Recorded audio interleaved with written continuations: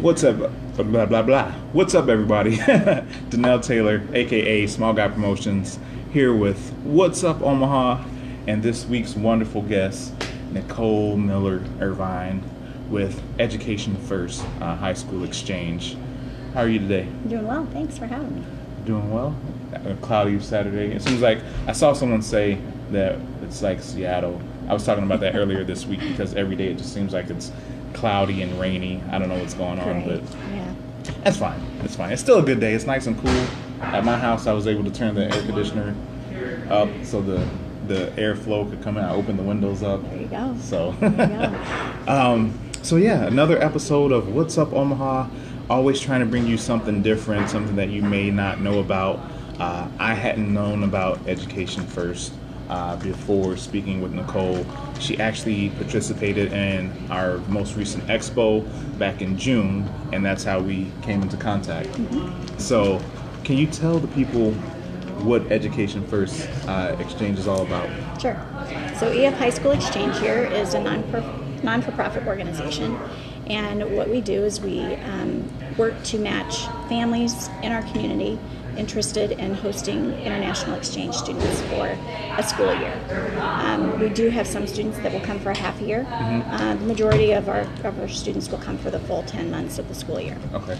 And so we work tirelessly to support the students during their stay here as well as the families, mm-hmm. and make the best match possible from the get-go. And you're actually, you don't just work for the organization, you actually take in exchange students as well, correct? Yes. And what is your role with the organization? So my role is as a coordinator. So they call me an IEC or an international exchange coordinator. Okay. And primarily a volunteer in the community that mm-hmm. says, I have a passion for the kids, I have a passion for international exchange, and use the skills that I've had developed over the years to then be of support. How long have you been doing that? Actually, I've hosted with the organization 2 years ago was my first introduction to EF High School Exchange year. And in that, I just kind of fell in love with everything that was going on and what they were doing and the support that they offered. So they asked me if I would join the team. Mm-hmm. So we have a team of about 6 to 7 local coordinators that span all over the metro area and into Iowa. Okay. And asked if I'd join. So last February is when I joined. Oh, nice. As a coordinator. Yeah. So started as a host mom, ended up as a coordinator and a host mom. Well, and that's good. I was going to actually ask you what came first, the chicken or the egg. So, but so it's nice that you were able to actually get in and experience it first, and then decide that was something. Well, they asked, but you still ultimately made the decision to take them up on the offer. So that's a pretty cool. You must have did a pretty good job of being a host family. I hope so. So how many? So it's been 2 years. So have you had 2 students? 2 then? students so far. Within our group of coordinators, our local team. Golly. Okay, so our regional coordinator, who's been doing this with EF for 8 years, she's on host student number 20 this year. Oh, wow. So we have a lot of them who just have done it year after year, and so our number of students that we've hosted with as a group is exponential. Okay. And is there like a rule where you only do one child a year? No, you can host up to 2 students a year. Okay. They can't be from the same country. Okay. So we don't want students joining with the same country and then not improving their English and so forth. So the idea is that they would, you can double host, you can have 2 students, and away you go. Oh, man. Yeah. All right. So does there have, I know with some organizations, there's certain requirements like Big Brothers, Big Sisters. Absolutely. Yes. So is it like it has to be a 2-parent home and things like that, or? No. Okay. So just like in real life, families come in all shapes and sizes. Mm-hmm. And so we acknowledge that as an agency, and we support the main qualifications, that people have to meet are going to be you have to be at least 25 years of age, mm-hmm. to host. You have to not be receiving public assistance. No one in the home has to be receiving public assistance. You have to be willing to provide a room and a bed. Of course, it can't be a futon or convertible bed. As well as 3 meals a day and reasonable snacks. Now, if they want to have hot lunch, then they can pay for hot lunch. Okay. So all of our students will come with spending money of their own, and as well as health insurance. Yeah, and I know that we kind of talked at the last event about things, and you guys are always looking for new families, right? Absolutely, yeah. So, what is the process for enrolling your family into this program? Sure. So the easiest way to do that would be to contact either Education First High School or EF High School Exchange Year, or me, Nicole Miller Irvine. You can reach me via Facebook or Instagram at that. And I've tagged her and the pages here for you. Anybody watching live, or if you come back later, you can check out the pages just by clicking on the tags. Perfect. And then we'll start communications. There's an application process. So all families complete a very detailed application. And in that allows us to learn about the family, their interests, how they spend their time, things that are of value to them, and then that helps us to make the best student match possible. Okay. But we work with the families on that. So there's also a background check within that application. Makes sense. Yes. Makes sense. It's a little bit, it's probably a smaller version of an adoption process. You know, maybe not quite as intense. I did want to kind of cross-reference that as well, a couple of things with that as well. So. Yeah. So there's a home visit. So a person like myself would come meet you in your home and have you give me a tour of the home. I'll have to take pictures because those have to be submitted for the State Department. And I'll ask you a series of questions. We'll have a dialogue, and I can make recommendations based on that. And then final decision is always at the corporate office, and then I'm informed whether or not a family's application is accepted, and we go from there. Okay. And what is the timeline for that process? Like if someone were wanting, school just started, you said sometimes it's a 6-month thing. How far in advance should a family start the process if they were interested? Well, so it's going to depend sometimes what school district they're in. Certain schools fill up much faster than other schools. But once they've decided, so we currently for the 1920 school year, we've already had student applications be released.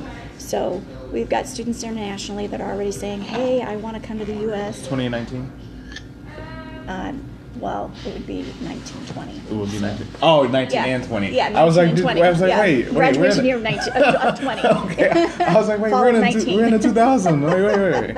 Okay, I got you. Yeah. So all those applications are released. It's not all of them, but they start being released in August for the following school year. Okay. So do they go through you first, and then you guys do all the work with the schools to make sure, or does the family have to, come to you and to the school to make sure? We will advocate with the school. Okay. So if a family's interested, they just need to let us know, and then that's part of my job is then to go to the school and say, do you have an opening? Every school has a certain number of exchange students that they will allow in a school year. Okay. All right. Oh, yeah, that's good to know. And I'm glad that you talked about, kind of being like an adoption agency, because I've talked about it before. My wife would like to adopt, and I'm like, hey, that's a lot of responsibility. So do you see scenarios where people maybe they're long-term, they're interested in, adoption, but maybe they come and do something like this first to make sure that it's something that they can handle as a family? Sure. I think it's a less fearful commitment, if I could, just to break it down simply. I think it's a process where the kids are coming from decent backgrounds. All of our students complete an application process as well. All of our students, are checked out thoroughly. Out of all of the applications that we receive internationally, we only accept 40%. Okay. So we have a real thorough combing through process.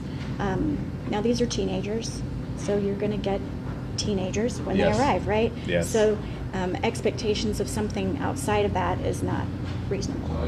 You know, many of them far exceed our expectations by leaps and bounds, but we also have kids who are just your average teenagers and might not have some of the leadership skills that some other students might have.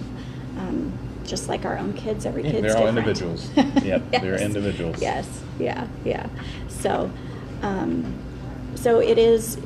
I've had families say, you know, we've thought about foster care, but it was we're just not sure. This might be a good way for us to get our feet wet. Yeah. See how we handle it. It makes sense. Having somebody that we're not familiar with come into our home, and how can we embrace that person and teach that person and learn about them as well as teach them about us. Yeah. And it's certainly not always the reason. You know, a lot of people are just interested in other cultures. They've traveled, or maybe they haven't traveled, or they just want to expose their own kids to cultures. So it's a little less expensive way than taking your kids across Europe, you know, by bringing a student here, you know. And so it's called an exchange, but you don't actually have to send one of your children off to receive a child. Okay. No. But I'll tell you what happens often is, you know, we're expanding families. You know, this ends up oftentimes a situation where your family, after you spent 10 months with this child, you become very bonded, and oftentimes our families will then travel to go see their family, you know, in their home country, and we've had families come here. So my Danish daughter left just after graduation 2 years ago, and within 3 weeks came back, brought her entire family, 5 people, to our house for the 4th of July. Yeah. Oh my gosh, what a blast, you know. And it was a joy, you know, to have her little sister who didn't speak a lick of English in the house, and her brother and her mom and dad, and did 5 days together and celebrated USA, and it was a lot of fun. That's pretty nice. That's so far like out of like the box probably for some people, you know, to think to do something like that. I know as far as exchange students go, I've only experienced what I've seen on TV. Sure. So, you know, I don't know. Sure. I was going to ask you as well, though. So, do you partner with other organizations at all, like foster care? Because I've interviewed recently Priority Foster Care, Nebraska Priority Foster Care, or Priority Foster Care Nebraska recently, and I know that Big Brothers and Big Sisters and Kids Can and things like that, or organizations like that, they partner because Kids Can will only have kids up until the age of 12 or 13, and then from then they go to Big Brothers, Big Sisters. So, do you guys partner with? We don't. You don't? We don't. They're totally different areas of I guess, expertise in terms of mentorship. Yeah. You know, a lot of those organizations are going to be working with more troubled kids that need a lot of hands-on mentorship. We certainly will have kids that have different backgrounds, but for the most part, they're showing good mental stamina. They're showing that they are flexible and capable of handling change. Those are all things that our international offices are looking for when they're interviewing our students. You know, we don't want somebody who's going to be completely unable to handle change. Right. So that's one of the things that they're screening for. So, are there is there any likelihood that a child comes for 1 year and then, like, can they reapply to come again, or how does that work? No, once they've done an exchange year for high school, they're done. Okay. So that's a one-time opportunity. Okay. Students will sometimes come back. They'll reapply to come back to universities. So we've had several students within our local group come back and go to school at UNO or some of those other facilities or schools. And then we even have a current host dad. So this is a fun story. So he actually was an EF high school exchange student to our area. Yeah. And he loved the area. He went back home. He came back to go to school. Well, what happens when you're in college? Oftentimes you meet your spouse. Yep. You know. So he met his wife, And they got married, and they have a family here in Omaha. So it's continuing. It's continuing, yeah. And now they host regularly. So it's a lot of fun, those stories, and when people come back, and it's good for the community. Yeah. I think it's a testament to Omaha and the surrounding areas. Well, I feel like, like I was saying, I don't have a lot of experience aside from what I've seen on, TV shows or movies. I don't feel like when I hear talk of nonprofit organizations and giving back to the community, that's not one of the things that I often hear about.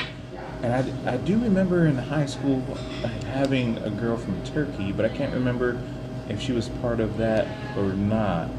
But, I just don't hear a lot about the program. Right. So I assume that's what your goal is, to help increase the awareness about that and get the word out more. Exactly. Yeah. That makes sense. It's a fun part of the job to talk about what we do and the kids that we bring, and just to expand people's minds. Yeah. When we began hosting, we wasn't even on our radar. Yeah. So that's usually how that happens. Those blessings come in disguise. Yeah. When you least expect it. So. One thing I was wondering, so how many different countries is the program entered into? Sure.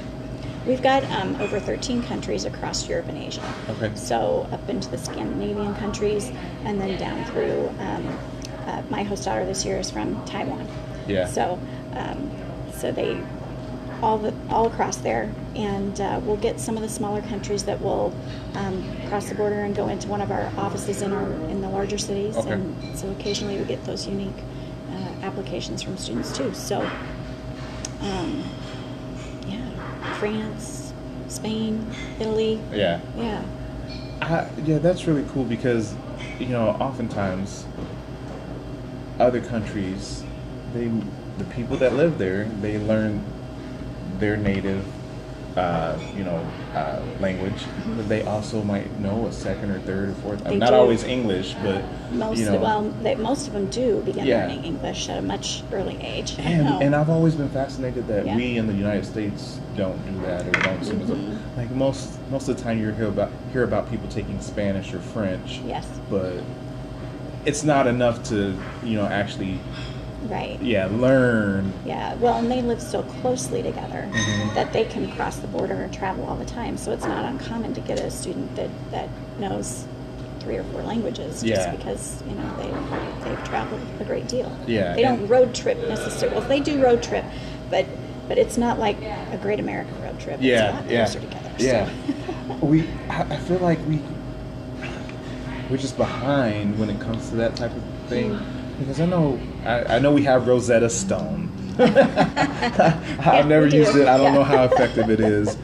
But, I've always liked hearing people speak in a different language. And then, around Omaha, there's a lot of diversity, I feel like. Yeah. And we get some people who, a lot of our Hispanic and Latino community, if you're listening to a conversation, they'll be speaking in Spanish, but then every few words they'll go to English words, and I'm like, how do you do right. It's just amazing to me that they can do that. I have a couple of people from my last department at work that I would talk to them about, does that not get confusing or anything? And there's just some words that just they're easier in English, or maybe there's not a word that translates for that. But I think that's such a huge advantage for people. So even if your family doesn't speak another language, maybe you pick up on a couple of things when you have a student. So, there's definite benefits to that type of thing. Yeah. I think it's pretty cool that you guys do that. Yeah. I like to give back to the community, but I'm always hesitant for certain things. I don't know if I could do that. I don't know if that's not necessarily my lane. And that's probably a big thing too, is like you were saying, you don't want people who aren't good with change and things like that. You want to be aware of the things that you're capable of and able to handle. Yeah. So. Yeah, I think the thing to remember is that our students are they appreciate the small moments. Okay, so it's like going to the grocery store with me and just being enamored by everything. The Oreo aisle, holy cow, the Oreo aisle, right? Who has that many Oreos to choose from? But they love to just have family moments. It's not about creating this grand experience for them. We don't need to travel to every corner of the continent for them to have a successful exchange year. But we really emphasize that it's really just about creating those bonds. It's not uncommon for a child to be like, I don't talk to my dad like this. Like, it's so nice to be able to, or I don't talk to my mom like this at home. And just to be able to build into their lives, and you learn a lot about yourself in the process too. It's Americans, we have a lot of stuff. Yeah. And, but you learn a lot about yourself and your own capacities, and it's a good thing. It's a very good thing. My kids have learned how to share in a way that they didn't have to share before. Yeah. And so even as parents, you have to share your kids, and you have to share your space, and it's good. It's a good exercise in humility. And I know me as a person, I'm very territorial for some reason. I don't really know why. Sometimes my space is like my space, and when people come into my space, I'm not really a fan of it. So that's one of the things I'm like, I don't know. I like pushing myself outside of the box and challenging myself, but I'm like, I just don't know if I'm ready. And do you get some people who may not be 100% sure when they come to you? Oh, sure. Sometimes it's a conversation that let's talk about this. Tell me what you know. Let me observe this for a little while. Yeah. And you didn't know about exchange before you and I met. We've been Facebook friends for a while now. Yeah. So you've been able to observe some of the things that I've done with the kids. You can see the posts I'm making, and that's a healthy way for somebody to just learn and watch and ask questions. Our team offers dynamic support. It's unprecedented, really, with comparison to other agencies, I think, locally. Yeah. We do a lot with the kids. We have over 10 different activities throughout the year that they can or opt out. They can opt to participate in, or they can opt not to participate. Nice. So it's up to the family and the kid and what works for them. We have some kids who want to do everything, and they don't want to miss any event, but then we have other kids that are like, I came here to be with my American family. I'm not going to come and hang out with the other international kids. I'm going to hang out with my American family. Yeah. Which is totally fine too. But I think it's good for them to know that support's there. Those options are there. It's good for the family to know. And we have just a ton of fun. Just this last weekend, I and another coordinator took 10 kids, well, more than that. There was about 12 kids. There was probably 20 of us total that traveled via cars and a big old van, and took some kids up to Mount Rushmore. Oh, and I definitely want to go there. Yeah, it's a blast. It was a ton of fun. You want to have fun. You put 2 middle-aged ladies in a van with 10 teenagers and get their music going and our music going and some singing and all that. So it was a lot of fun. Yeah. And they're excited to see that, and car hinge, and you can sit down if you like. And did Mount Rushmore and Crazy Horse, and did some dinner theater show, and the kids were just toe tapping to the country music, and it was a lot of fun to just see them learn a little bit about our America. And that's nice. 10 kids, that's a lot of kids. Well, and that was just in the van. So we had a couple of other families that had other kids with them too. So, but they're respectful kids. We had a good time. Everybody was responsible. Everybody listened. And so that's just one of the things that we offered them. So next weekend, 350 EF families and family members will be descending upon the Husker Nation. So be looking for us. All right. Yeah, in the South End Zone next weekend. Yep. And we'll all be wearing That'd be quite the experience. I know. Yeah. It's one of their most favorite things that they do. I didn't cut you off. No, you're totally fine. Yeah, one of their most favorite experiences. So. And you'll be wearing? We'll be wearing red, of course. Well, I'm not a Husker fan, but you know what? A Husker fan or not, it's an experience. Yeah. Going to live sporting events is just something that's Tailgate. We'll tailgate beforehand so they can experience much the tailgate. fun. Yeah. Yeah. Oh. Yeah. Take me with you. No. Yeah. It's a ton of fun. It is. I bet. Yeah. That's cool that you guys do that, though. I mean, there's, like you said, there's options available for people that want to take you guys up on it. So that's pretty cool. So if you are considering, if from this video, if you hadn't thought about it before, but from this video, you think that this might be something that you're interested in. Again, I've tagged the pages, and this is not just like an Omaha organization. This is a national organization. Yes. So there's a ton of resources, like Nicole was saying.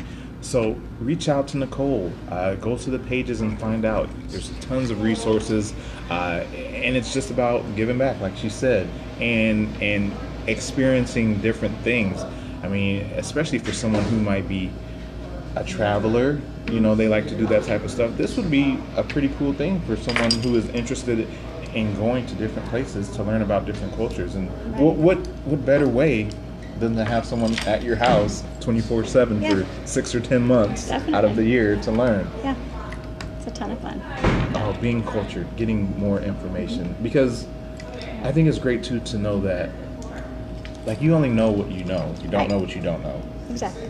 So when you get to experience what other people go through in their backgrounds, like, it's got to be an eye-opening experience. It totally is. And especially like you were saying, we have a lot of things we sometimes are spoiled, and people always say first world problems or things like that. Correct. Yeah. Sometimes we need to take a step back and realize that we don't.